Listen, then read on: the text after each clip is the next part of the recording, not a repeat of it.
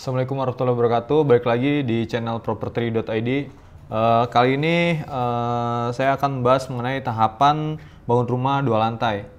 Nah, kali ini kita cukup berbeda karena kali ini kita akan ngebahas video dari channel YouTube yang bernama Joen. Di sini ada video yang cukup bisa menggambarkan bagaimana rumah 2 lantai itu dibangun dari galian sampai benar-benar finishing gitu. Terus kemudian nanti jangan lupa juga di subscribe channel Joennya juga, dan nanti ada link di deskripsi untuk video lebih lanjutnya. Nah, sekarang kita langsung review videonya.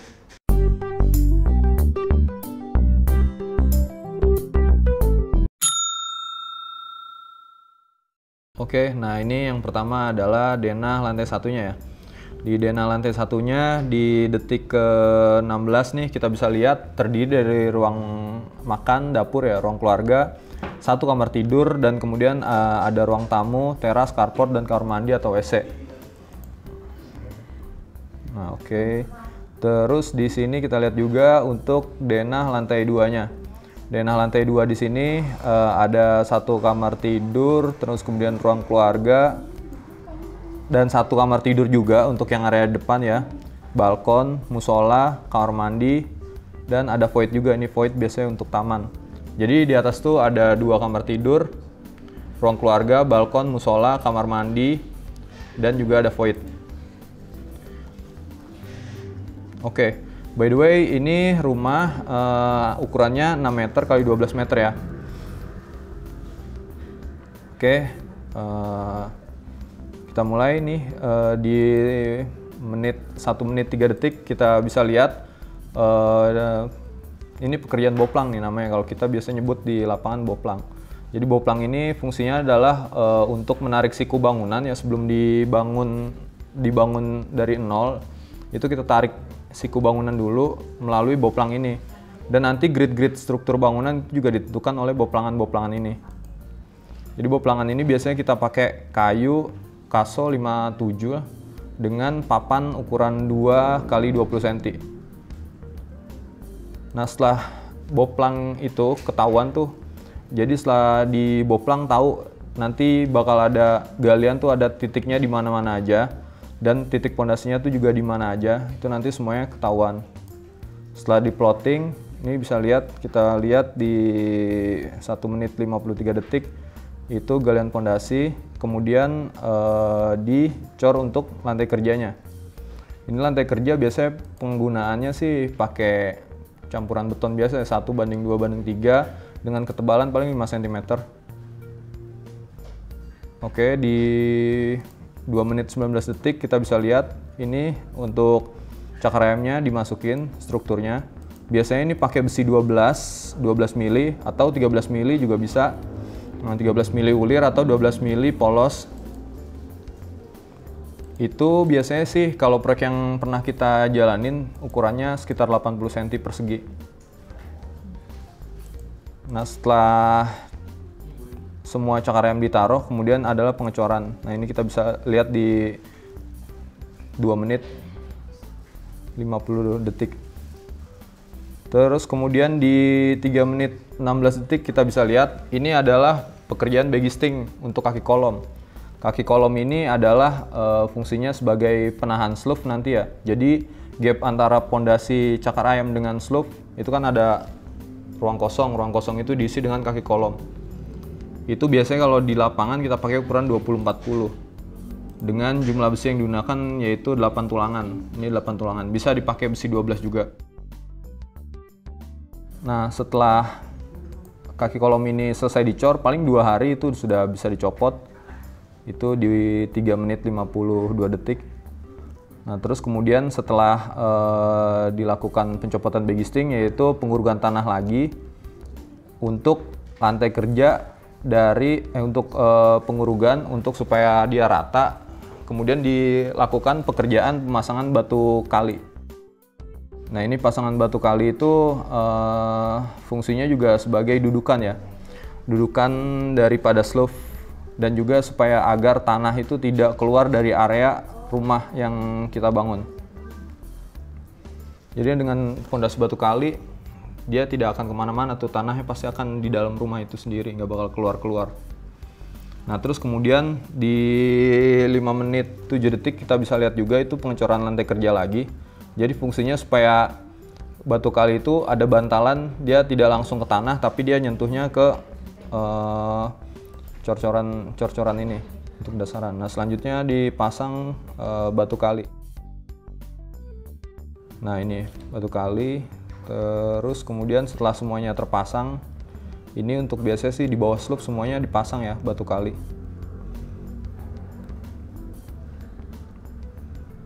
Oke, pemasangan batu kali sudah selesai, kaki kolom, stek buat kolom juga udah ada.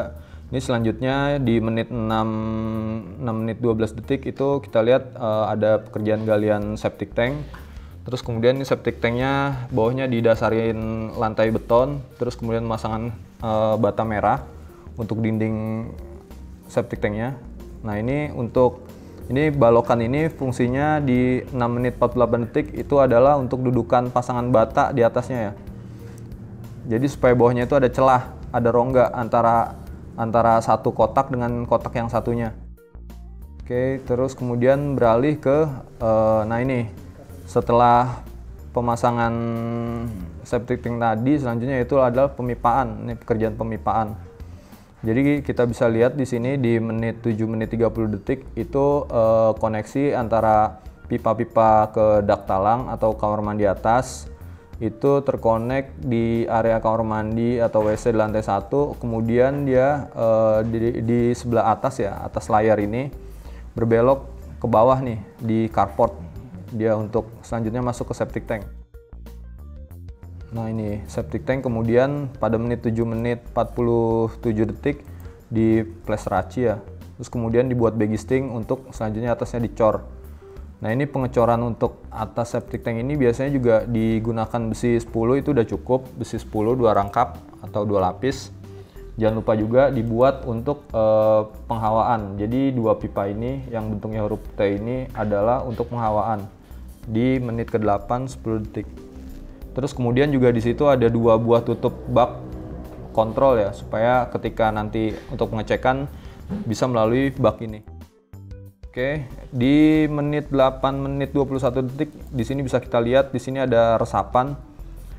Jadi sebelum masuk ke septic tank, berarti ini yang di sebelah kiri adalah pipa pembuangan air bekas nih. Biasanya pipa pembuangan air bekas yang melewati resapan. Oke, pipa sudah terkonek. Di menit 8 menit 47 detik kita bisa lihat di sini berarti untuk yang ke arah septic tank, kamar mandi, kloset itu ya, dia menggunakan pipa yang ke arah kanan, ke arah kanan. Sedangkan yang sebelah kiri itu adalah untuk pipa-pipa bekas mandi dan juga dari kamar mandi lantai 2. Jadi untuk yang air besar itu dia ada pipanya di sebelah kanan. Itu bisa kita lihat di 8 menit 47 detik.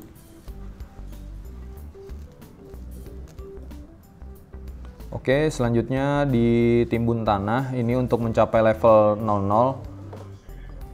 00 slope ya, 00 slope. Nah ini pembesian untuk slope-nya sudah mulai ditaruh di atas pondasi batu kali tadi. Ini biasanya kalau kita bikin slope itu untuk 2 lantai ukuran juga 20-40. Biasanya pakai besi nih sama nih 6 batang, besinya itu pakai besi 12. Atau kalau misalnya mau ingin kekuatan yang lebih bisa pakai besi 13 ulir, tapi kalau di perumahan kita biasanya 12, besi 12, terus kemudian pakai cincin ukuran 8 mili dengan jarak maksimal 12 cm.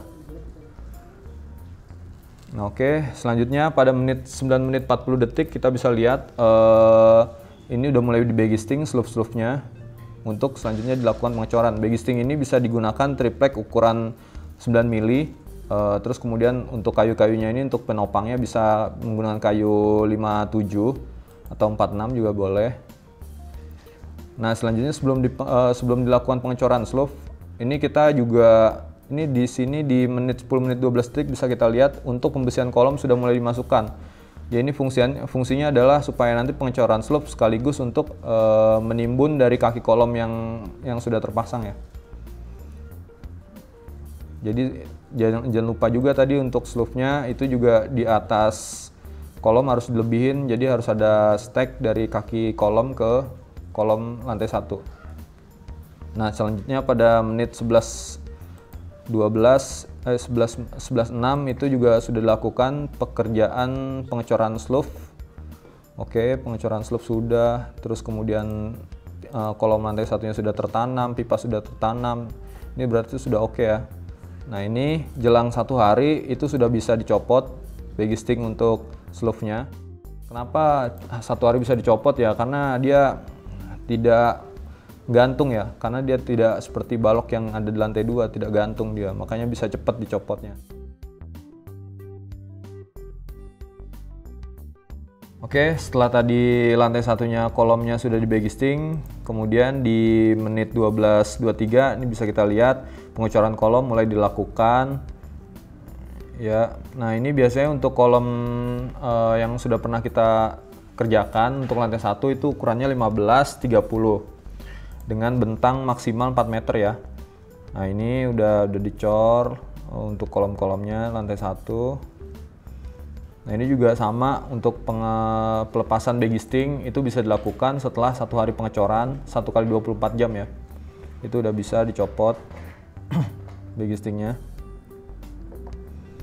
Dan usahakan kalau misal pengecoran dilakukan tuh jangan sampai ada yang namanya retak dan juga kropos, itu nggak boleh. Nah, terus kemudian menit 13.31 kita bisa lihat di sini pemasangan bata setinggi 1,20 m ini kurang lebih. Terus kemudian ada pemasangan kolom-kolom praktis di sudut pertemuan rumah. Itu adalah fungsinya untuk sebagai pegangan ya, pegangan dari dinding supaya dia tidak goyang. Nah, ini dicor, terus kemudian bisa dilanjut menit 14.17 untuk pasangan bata merahnya sampai ke level tinggi ini paling 3,5 meter. Terus kemudian kolom-kolom praktisnya dicor, nyambung yang tadi dari bawah ke atas. Oke. Terus kemudian menit 14.55 ini kita bisa lihat pengecoran balok di atas jendela. Nah, ini fungsinya adalah sebagai gawangan ya, gawangan jendelanya supaya nanti atasnya itu batanya bisa kuat ditopang gitu tanpa menekan dari si jendelanya. Oke, nah dilanjut pemasangan bata lagi. Berarti ternyata masih ada penambahan pemasangan bata ya. Oke, penambahan pemasangan bata semuanya sudah. Openingan nih seperti kita bisa lihat di menit 15.48 itu semua sudah dicor untuk di atas di atas pintu-pintu dan jendela balokannya ya. Oke, lanjut di menit 16.07 kita bisa lihat ini ada galian cakar ayam. Ini tidak terlalu besar, paling ukuran 60-60 untuk dudukan kanopi ya, kanopi beton. Itu bisa juga menggunakan besi 12 juga boleh, besi 10 juga boleh, tapi bagusnya sih 12 walaupun kecil ya, ukuran 60-60. Terus kemudian ini besinya isi 4, besi 12. Nah, kemudian ini mulai pemasangan bagisting lagi nih untuk balok nih sepertinya di menit 17.11. Oke, dan juga ini akan mengecor plat untuk plat kanopi ya. Nah, ini dengan konvensional bukan dengan bondek dan wire mesh. Kita bisa lihat pemasangan baloknya ya. Ini karena udah bukan balok struktur, jadi penggunanya besinya hanya 4 buah. Tapi juga alangkah baiknya ini juga digunakan besi 12. Terus kemudian bagistingnya ditaruh untuk bagisting kolomnya. Terus juga untuk plat ductnya juga digelar. Itu pada menit 18.14 bisa kita lihat.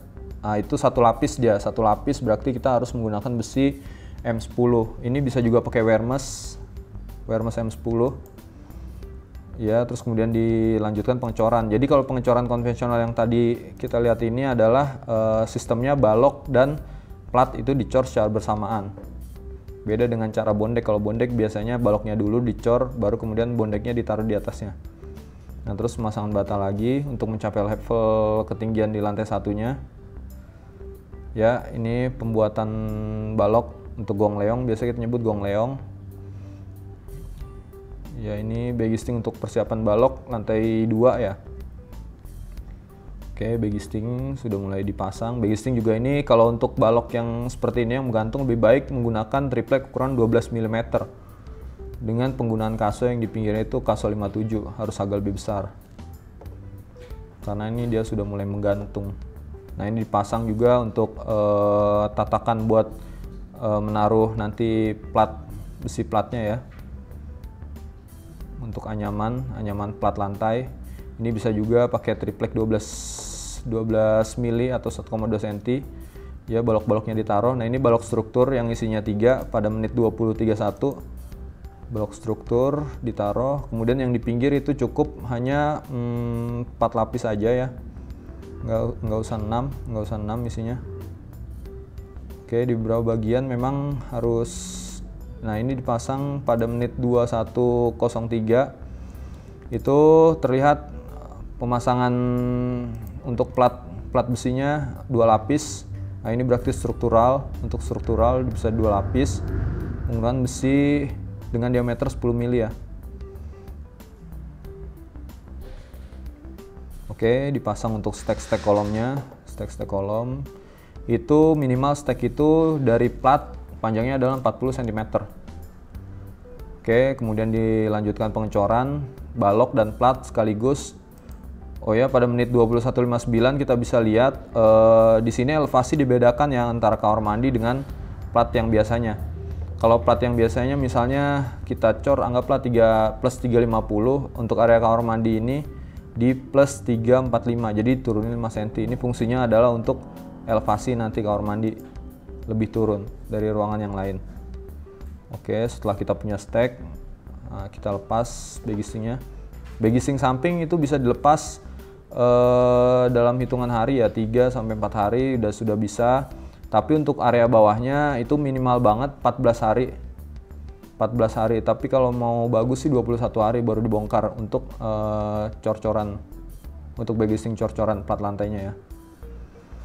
Oke, kemudian di menit 22.58 kita bisa lihat ini mulai merakit bagisting tangga. Bagisting tangga ini juga sama, sebaiknya digunakan triplek 12 mili. Oke, bagistingnya ini tentu sudah diperhitungkan ya untuk kemiringannya berapa derajat, menyesuaikan dengan sisi rumah gitu. Untuk ruangannya, besaran ruangan dengan elevasi itu berpengaruh nanti sama sudut kemiringan. Nah, oke, terus kemudian di menit 245 kita bisa lihat pembesian untuk tangga sudah dipasang ya. Nah, ini untuk pembesian sendiri sebenarnya ini kerap banget, ini bagus banget buat struktural gitu. Biasanya juga terkadang untuk sikuan-sikuan yang di depannya ini tuh tidak digunakan, tapi ini di sini digunakan, ini berarti jauh lebih baik. Untuk secara struktur lebih bagus. Ini bisa digunakan besi 10 ya, dengan kerapatan 12 cm tadi. Terus kemudian selanjutnya dicor. Nah, ini dan bagistingnya ini udah mulai dibongkar lagi. Nah, ya, untuk pengecoran tangga ini sendiri ya, bagistingnya tuh harus benar-benar bagus ya. Dalam artian benar-benar siku, karena hasilnya nanti tangga juga jadinya bagus. Kalau misal seandainya bagistingnya kurang bagus, biasanya tangganya nanti tidak presisi. Nah, oke, tangga sudah kita buat. Terus kemudian stek kolom, pipa, stek pipa juga sudah ada semuanya. Kita berarti bisa lanjut pekerjaan di lantai 2. Nah, itu dia video part satunya dari pekerjaan boplang, galian pondasi sampai dengan struktur plat lantai 2. Kalau masih ada yang bingung atau mau ditanya, silahkan komen di kolom komentar. Dan jangan